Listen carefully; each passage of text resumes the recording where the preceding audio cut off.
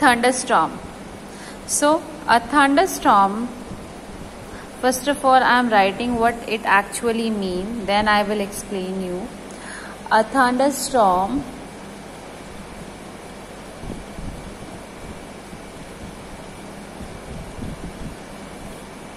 is a storm resulting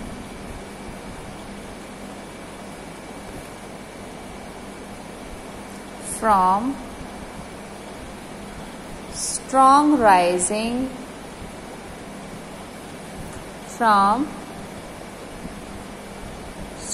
rising air currents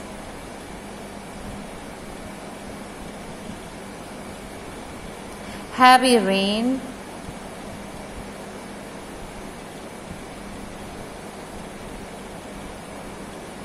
or hail along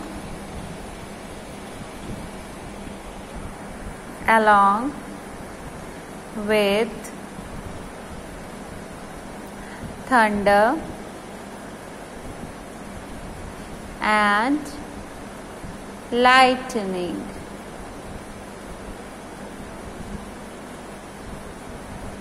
okay, so thunderstorm क्या होता है बच्चा? एक स्टॉर्म होता है, एक तूफान होता है जिसके साथ क्या आता है, हमारी जो एयर करंट है वो बहुत स्ट्रांगली मूव करती हैं, साथ में रेन आएगी हैवी, हेल स्टॉर्म भी हो सकता है, साथ में हेल मीन्स ओले गिर सकते हैं, आइस के टुकड़े गिर सकते हैं, और थंडर होगा और लाइटनिंग होगी, बिजली कड़केगी, आवाज आएगी, है ना। सो जब ये सारी कंडीशंस एक साथ मिलती हैं that is called a thunderstorm, उसको हम क्या बोलते हैं? थंडरस्टॉर्म। नाउ अब हमने समझ लिया कि थंडरस्टॉर्म होता क्या है। नाउ हम पढ़ेंगे कि थंडरस्टॉर्म जो मेन है इसका कि वो बनता कैसे है। How a thunderstorm forms, how a thunderstorm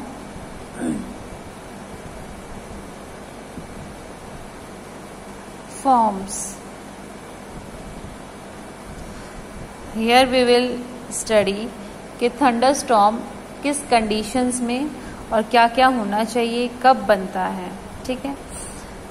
अभी हमने हमारे प्रीवियस वीडियो में पढ़ा था कि जो एयर का सरफेस है वो अनइवन हीट होता है ना, कहीं ज्यादा हीटअप हो जाता है, कहीं कम हीटअप हो जाता है, right. So the sun heats the earth surface during the day, day के दिन जो सन हीट है। So we are on chapter number 8, wind, storms and cyclones. Today we will discuss about the thunderstorm. As I have told you its definition, now we will study how a thunderstorm forms. How a thunderstorm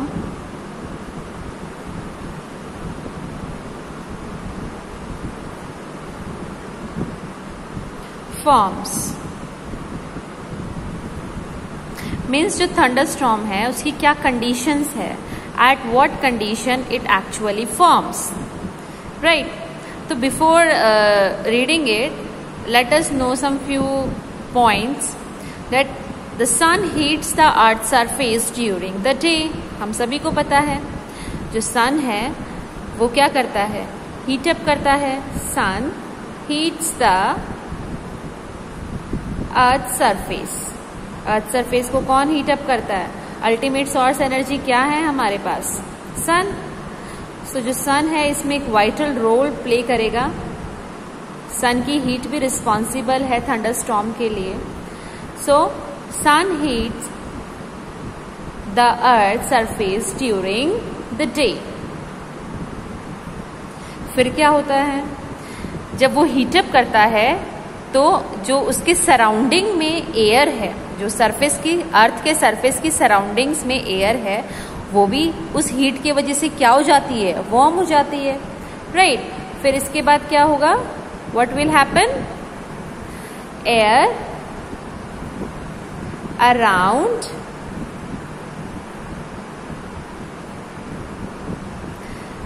earth surface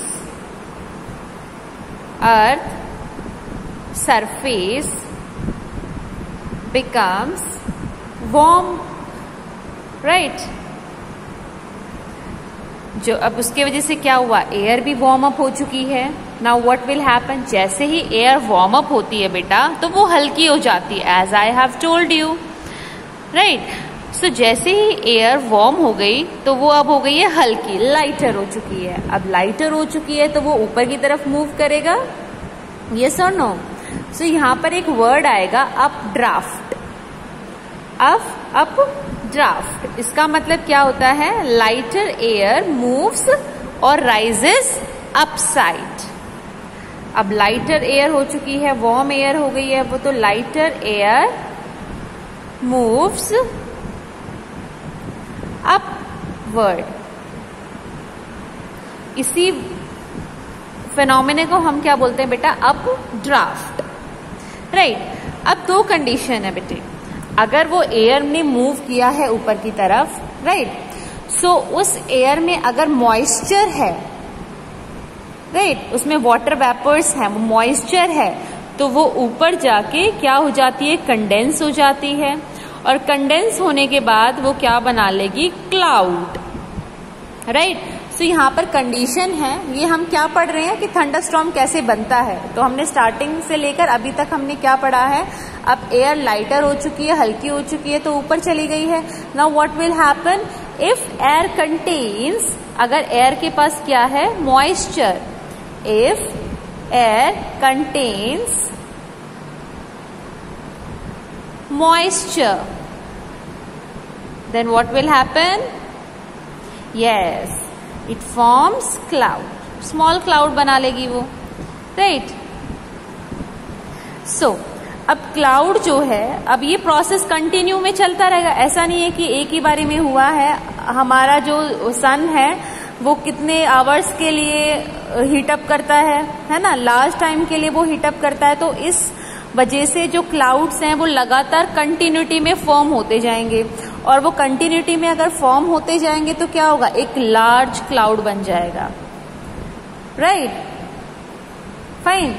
सो अब क्या होगा, what will happen, continue to grow, continue, अब जो cloud है वो continue हो जाएगा, continue to grow long, right. क्यों, क्योंकि जो एयर है वो क्या होती जा रही है, वार्म होती जा रही है कंटिन्यूअसली, और राइज भी होती जा रही है. एयर वार्म भी होती जा रही है और कंटिन्यूअसली राइज अप भी होती जा रही है, राइट. सो उस वजह से अब जो हमारा क्लाउड फॉर्मेशन है वो लार्ज अमाउंट में होना स्टार्ट हो जाएगा. यहाँ पर अगर स्मॉल क्लाउड है, सी, तो यहाँ पर अब वो उनकी क्वांटिटी और उनका साइज जो है वो बढ़ता चला जाएगा, क्योंकि ये कंटिन्यूअस प्रोसेस में रहा, और अब ये लार्ज क्लाउड फॉर्म होना स्टार्ट हो जाएगा. ओके, इतना समझ में आ गया. नाउ अब क्लाउड्स तो बन गए, ओके. नाउ अब उसके अंदर क्या होगा, जब क्लाउड बहुत ज्यादा हो जाता है, बहुत लार्ज अमाउंट में इकट्ठा हो जाएगा, एक्यूमुलेट हो जाएगा, then what will happen, it becomes heavy.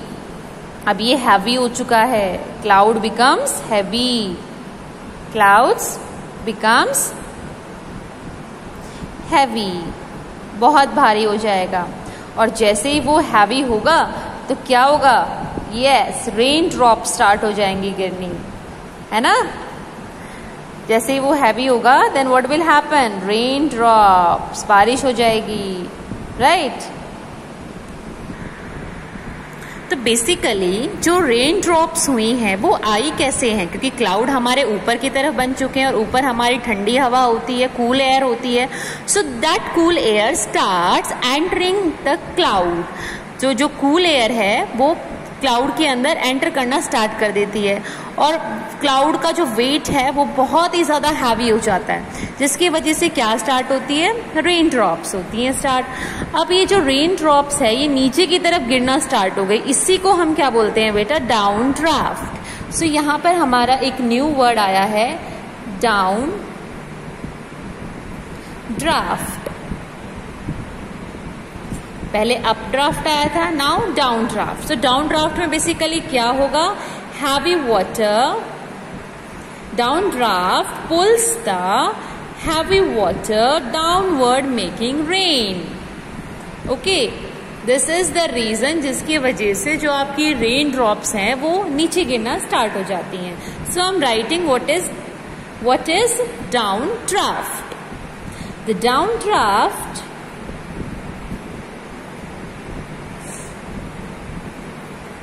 pulls the heavy water, downwards, और इसके वजह से क्या हुआ, making rain, downwards making rain. Understood? अब इसकी वजह से क्या हो गई है, rain, right.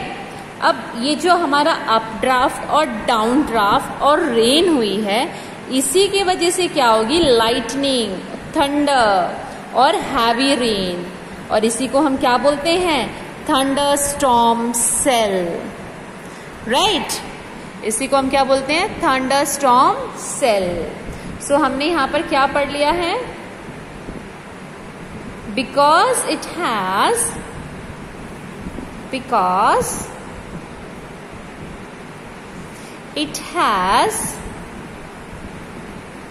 updraft,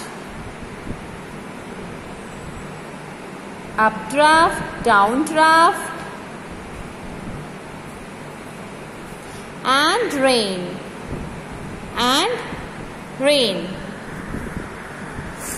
downdraft and rain, right। इसी की वजह से what will happen, lightning। अब यहाँ पर हम अपने जो हैं सॉल्यूशन पे पहुंच चुके हैं। What actually we want thunderstorm बनता कैसे है। अब ये कंडीशंस अराइज हो चुकी हैं, किसकी वजह से, up draft and down draft की वजह से। क्या हो गई है, lightning, thunder, right, and heavy rainfall. What? Heavy rainfall, right। अब यही क्या है, इसी ने क्या बना दिया, इसी के कॉम्बिनेशन को भी कॉल थंडरस्टॉर्म सेल।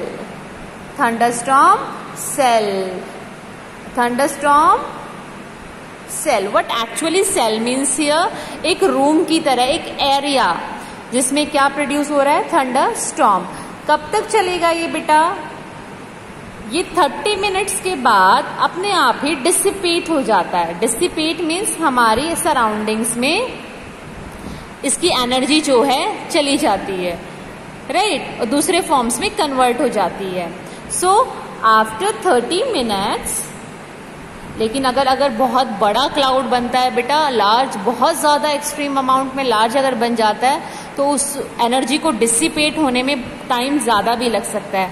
यहाँ पर हम एक नॉर्मल थंडरस्टॉर्म की बात कर रहे हैं। सो इसके अंदर it require hardly 30 minutes, right. After about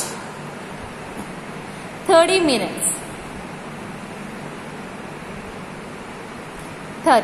minutes जो थंडरस्टॉर्म है वो क्या हो गया, डिसिपेट, थंडरस्टॉर्म डिसिपेट्स। अभी मैंने डिसिपेट्स का मतलब बताया था आपको, क्या, यस, एनर्जी जो है सराउंडिंग के अंदर जो है दूसरी फॉर्म में कन्वर्ट हो गई है, राइट। अब इसका कोई ज्यादा इफेक्ट नहीं पड़ेगा। नाउ बेसिकली थंडरस्टॉर्म कब होता है, जब डाउन ड्राफ्ट जो है डोमिनेट कर जाता है अप ड्राफ्ट पे, यानी कि जो डाउन है उसकी पावर ज्यादा हो जाती है as compare to the up draft. So एक और यहां पर हम कंडीशन लिख देते हैं, कब होता है ये, down draft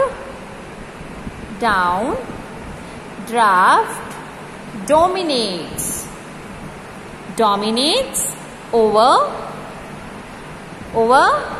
updraft, right? So this is how thunderstorm forms. Right? It's very easy, right? अभी समझ में आ गया होगा आपको. अगर फिर भी समझ में नहीं आया है तो आप इस वीडियो को दोबारा से एक बार स्टार्टिंग से प्ले कर सकते हैं. Then also you will be able to understand. Right now अब थंडरस्टॉर्म आ चुका है. नाउ अब हम उसको रोक तो सही सकते हैं. We can not stop it, but हम इसमें प्रिकॉशंस यूज कर सकते हैं ताकि जो लाइफ है वो इस पे इफेक्ट ना हो. राइट हमें कुछ चीजों का ध्यान रखना चाहिए. So I am writing those precautions during the thunderstorm. So I am writing here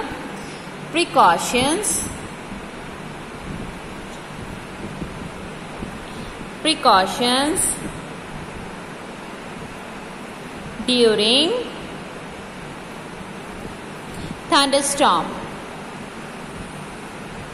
during thunderstorm. Alright, so our first one is अगर हम थंडरस्टॉर्म के ड्यूरिंग बाहर कहीं हैं, जंगल एरिया में, फॉरेस्ट के एरिया में और हमारे आसपास जो है ट्रीज हैं, तो हमें कभी भी लॉन्ग या टॉल ट्री के अंडर शेल्टर नहीं लेना चाहिए. Do not take shelter. Do not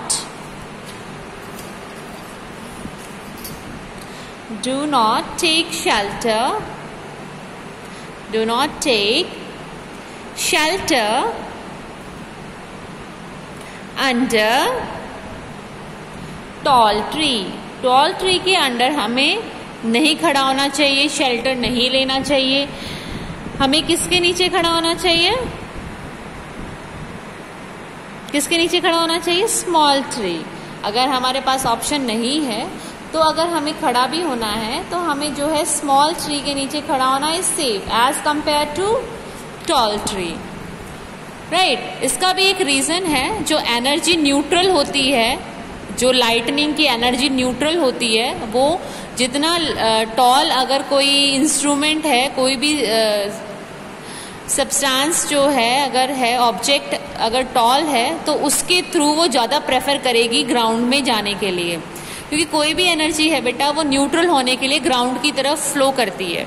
so यहाँ पर लाइटनिंग है, करंट की तरह वो फ्लो करता है और न्यूट्रल होने के लिए उसको ग्राउंड चाहिए ही चाहिए. तो ग्राउंड में जाने के लिए वो टॉल ट्री का सहारा लेती है, क्योंकि वो ज़्यादा नज़दीक है उसकी तरफ, तो वो उसी के थ्रू जाने की कोशिश करती है. सो अगर आप वहाँ खड़े हैं तो आपको भी शॉक लग सकता है. फाइन. सिमिलरली अगर आप स्मॉल ट्री के नीचे शेल्टर ले रहे हो तो वो सेफ है as compare to the tall tree. Okay now our next one is the, अगर हम शेल्टर ले रहे हैं किसी अम्ब्रेला के नीचे, if we are using an umbrella, तो हमें वो मेटलिक रॉड का नहीं होना चाहिए. जो वो रॉड होती है ना उसको पकड़ने की, वो मेटल की नहीं बनी होनी चाहिए. क्यों? क्योंकि अगेन जो एनर्जी है लाइटनिंग वो न्यूट्रल होने के लिए ग्राउंड की तरफ मूव करना चाहती है, और उसने अगर रास्ता आपके अम्ब्रेला का डिसाइड कर लिया, क्योंकि वो मेटल का बना हुआ है और मेटल में जो है करंट इजीली पास हो सकता है. सो ह्यूमन बॉडी भी गुड कंडक्टर ऑफ इलेक्ट्रिसिटी है. सो अम्ब्रेला से आपकी बॉडी उसके लिए ट्रांसपोर्ट का काम करने लग जाएगी और आपको शॉक लग सकता है.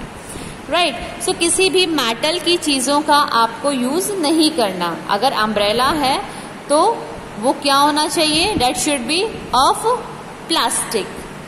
राइट हमें विंडो के पास नहीं बैठना चाहिए. विंडो, नियर विंडो हमें नहीं बैठना चाहिए. क्यों नहीं बैठना चाहिए? व्हाई?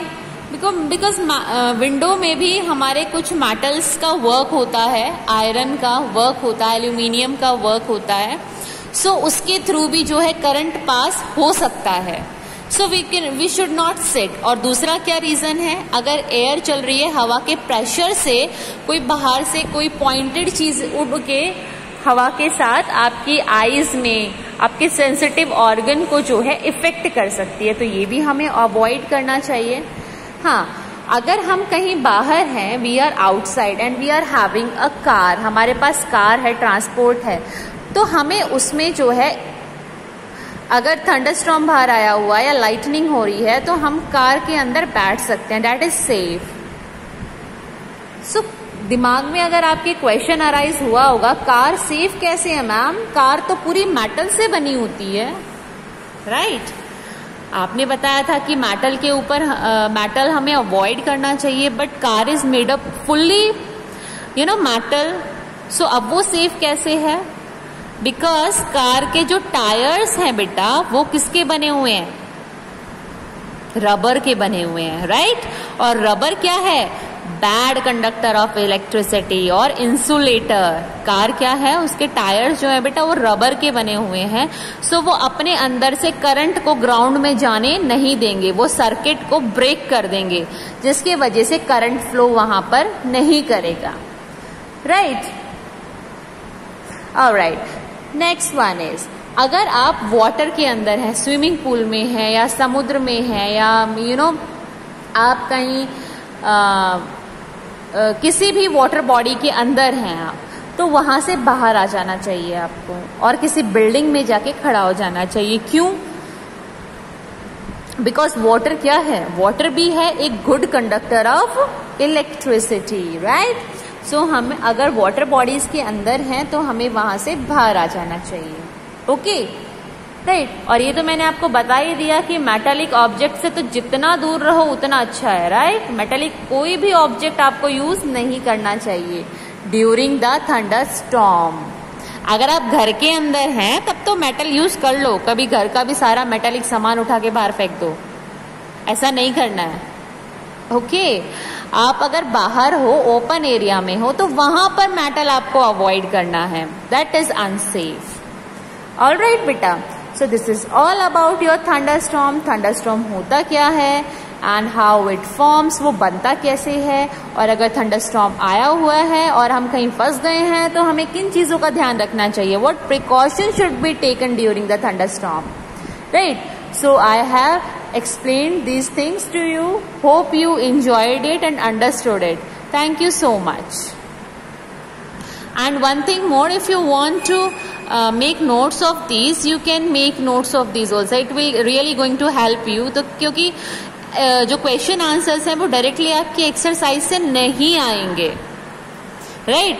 क्वेश्चंस कहीं से भी पूछे जा सकते हैं, तो आपको समझना जरूरी है टॉपिक्स को, है ना? और फिर उसको जो क्वेश्चन पूछा गया है उससे रिलेट करना है, राइट? आपको अपनी थिंकिंग कैपेसिटी को जो है इंक्रीज करना है, राइट?